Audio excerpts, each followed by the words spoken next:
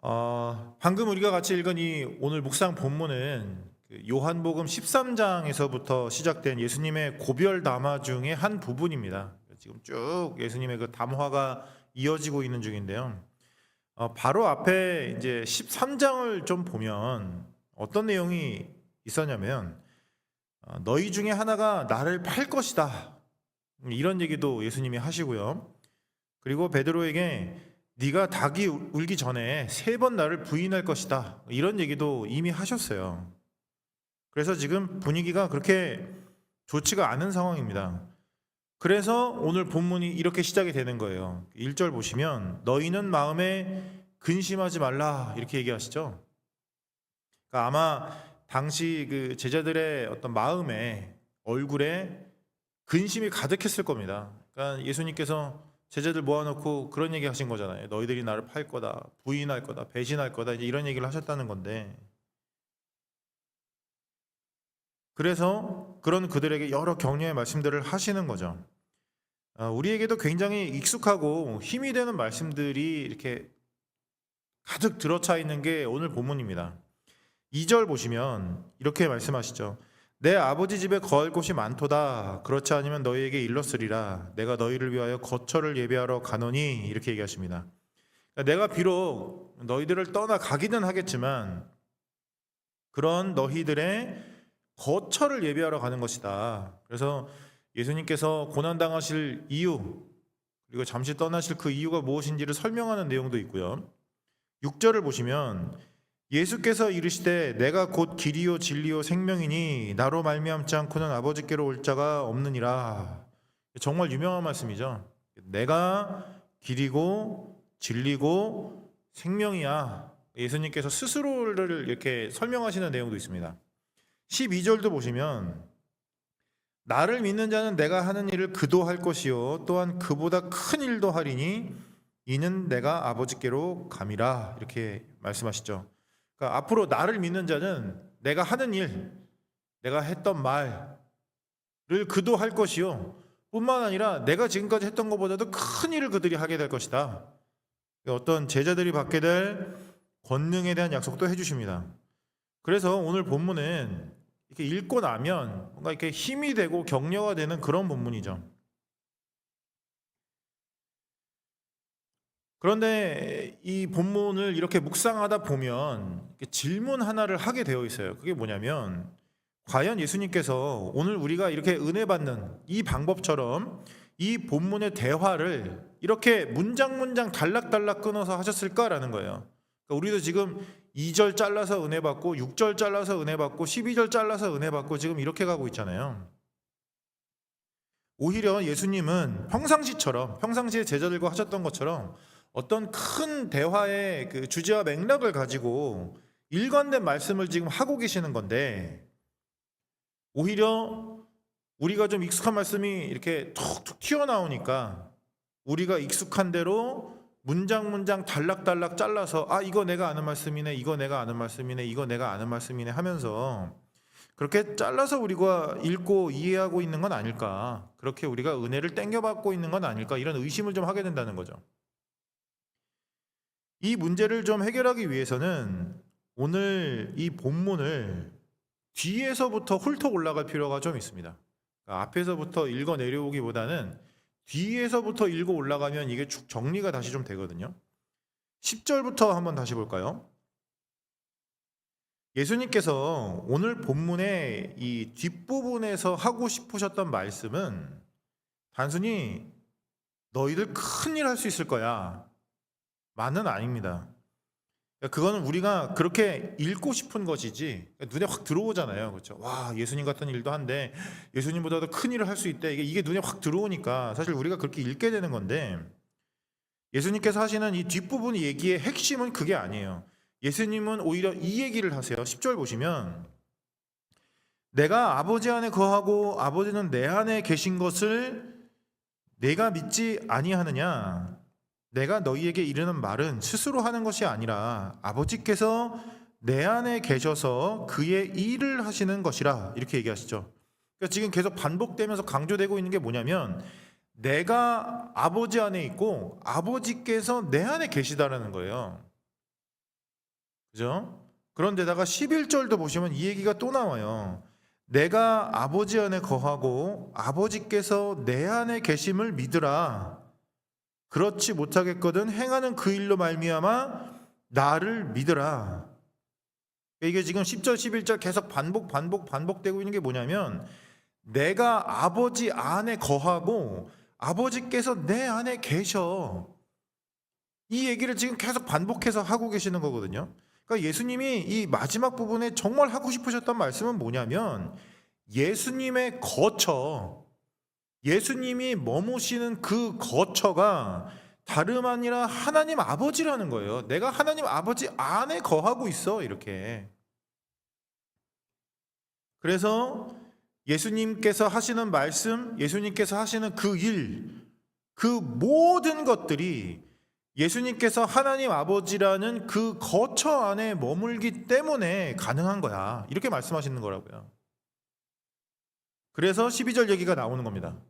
그래서 12절 보시면, 내가 진실로 진실로 너희에게 이르노니 나를 믿는 자는 내가 하는 일을 그도 할 것이요 또한 그보다 큰 일도 하리니 이는 내가 아버지께로 감이라. 그러니까 쉽게 얘기하면 이런 거예요.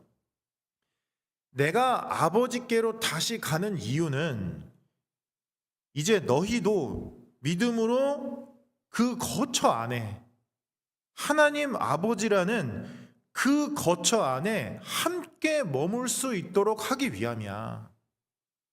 내가 아버지 안에 머물렀던 것처럼 너희도 이제 나를 통해 내 아버지 안에 머물 수 있게 될 것이다.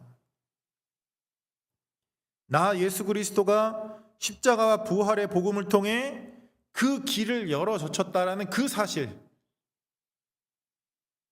너희들이 믿음으로 하나님 아버지 안에 나와 함께 거할 수 있게 되었다는 그 사실을 믿는다면, 너희들은 내가 아버지 안에서 그랬던 것처럼 너희들도 내 아버지 안에서 내가 한 그 일을 할 수 있게 될 거야.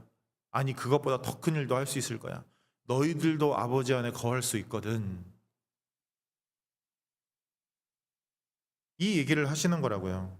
그렇기 때문에 예수님께서 지금 하시는 이 말씀의 핵심은 어떤 우리가 할 수 있는 일의 크기나 능력이 아닙니다. 오히려 핵심은 예수님께서 지금까지 그렇게 수도 없이 말씀해 오셨던, 사실 이 얘기를 예수님이 지금 처음 하시는 건 아니거든요.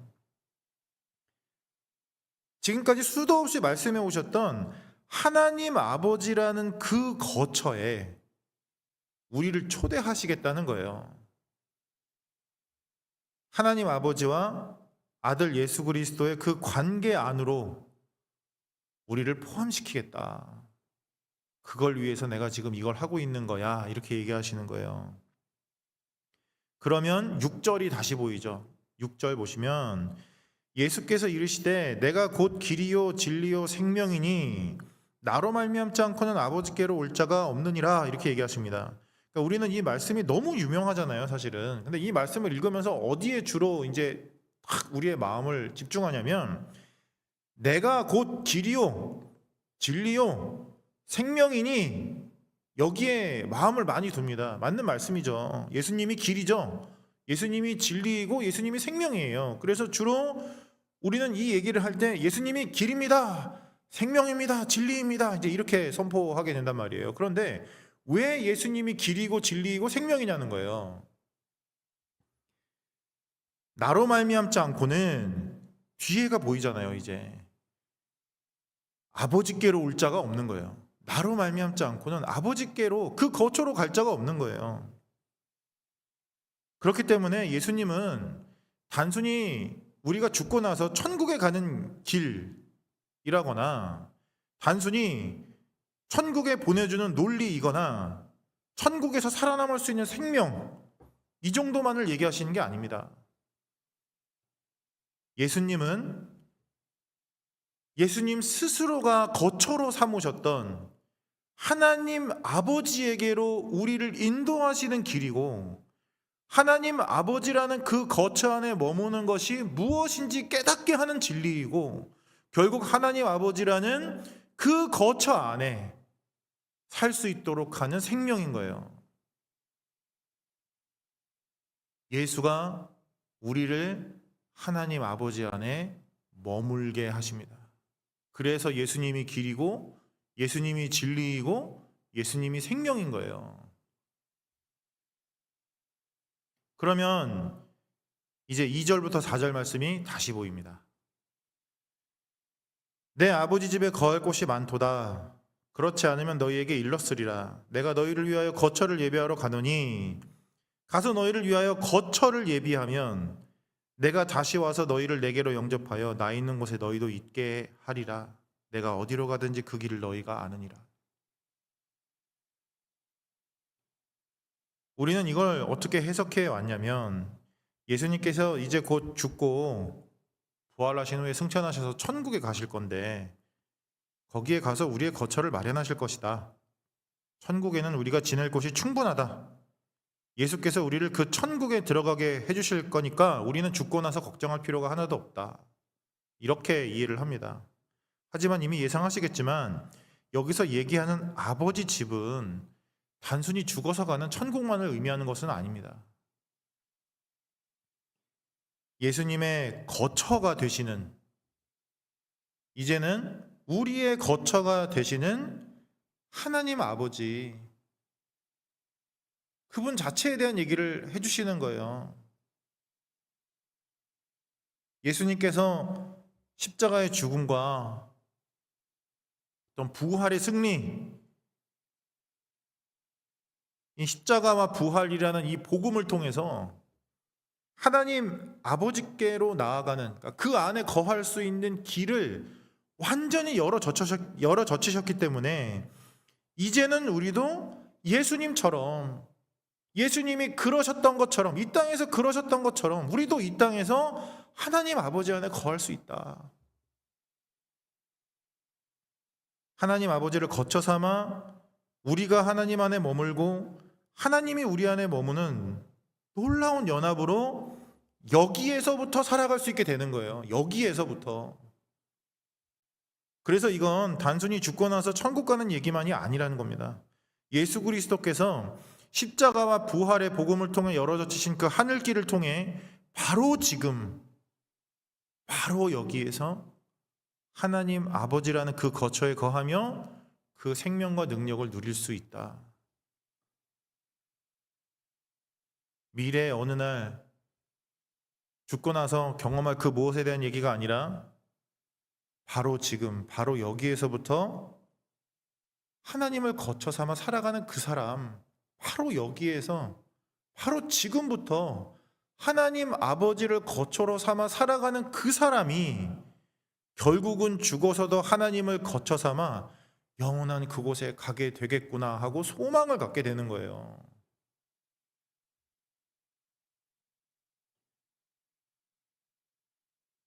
이제 다시 처음으로 돌아가서 처음부터 다시 본문을 한번 훑어보도록 하겠습니다.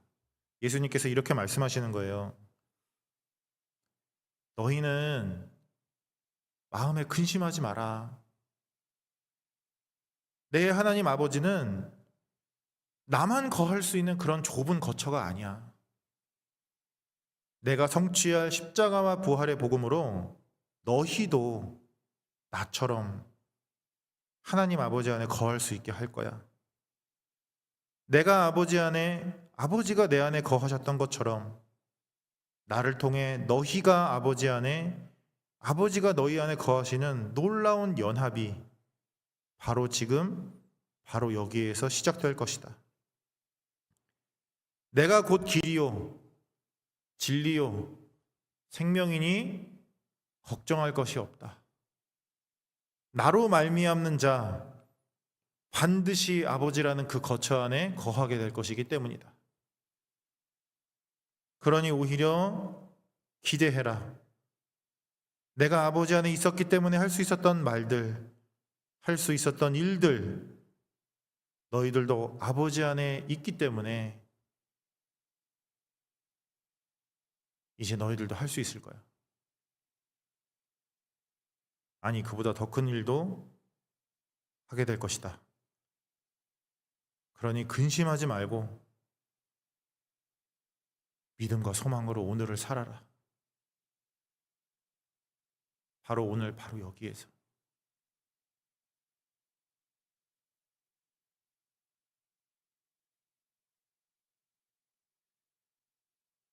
말씀을 따라 오늘 누리게 되는 몇 가지 은혜들이 있죠. 먼저는요, 정말 쉽지는 않겠지만 오늘 하루 부디 근심하지 마십시오. 하나님은요, 우리에게 뭔가 이렇게 열심히 살아야, 제대로 살아야, 그래야 도달할 수 있는 어떤 경지에 대해서 얘기하지 않으십니다. 너네 열심히 신앙생활 해야 돼. 그러면 이렇게 될 수 있어라는 어떤 경지와 목표를 얘기하지 않으세요. 이미 예수님께서 길이 되어, 진리가 되어, 생명이 되어 우리를 하나님 안에 머물게 하십니다. 2000년 전에 이미 성취하신 십자가 사건을 통해 그걸 이미 이루셨다고 선포하신다고요. 이미 그게 열렸다. 예수 그리스도로 인하여 우리는 이미 하나님 아버지 안에 있는 자들입니다. 하나님 아버지가 우리 안에 계신다고요. 그러니 근심하지 마십시오. 제가 이 말씀을 드리고 나서 이제 이런 생각하실 수도 있습니다.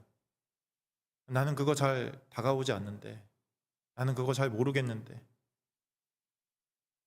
하나님 아버지가 내 안에 계신다니, 내가 하나님 아버지 안에 있다니, 나는 그거 잘 다가오지 않습니다. 이 생각하실 수도 있습니다. 걱정하지 마십시오. 오늘 본문의 제자들을 보세요. 5절이든 8절이든 오늘 본문에서 제자들의 모습과 제자들이 하는 말을 좀 보십시오. 여기까지 왔는데도 제자들은 이게 뭔지 모릅니다. 제자들은 아무도 이게 뭔지 몰랐어요. 그런데 놀라운 건 예수님께서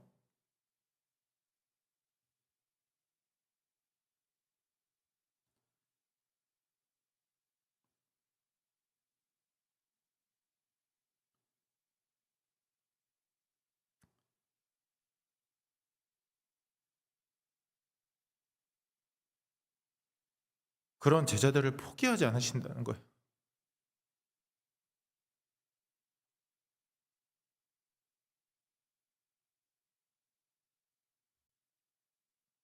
그리고 오히려 내 제자라고 부르시고 이 대화를 이어가십니다. 그 주님을 신뢰할 수 있기를 소망합니다.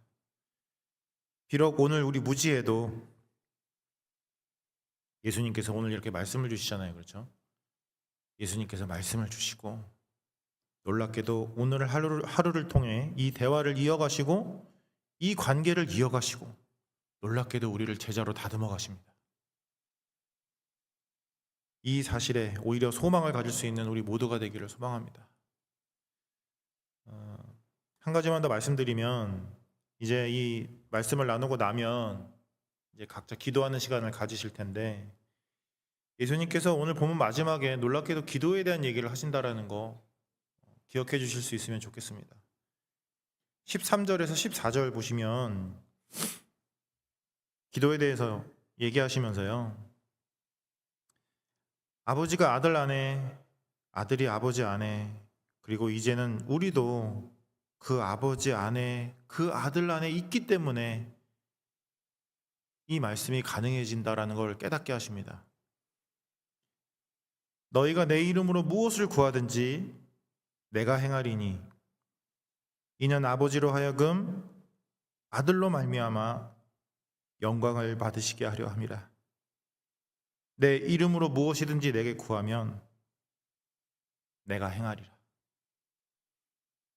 이 연합과 응답 그 기적을 체험할 수 있는 오늘 하루가 되기를 진심으로 소망합니다. 우리 같이 기도할까요?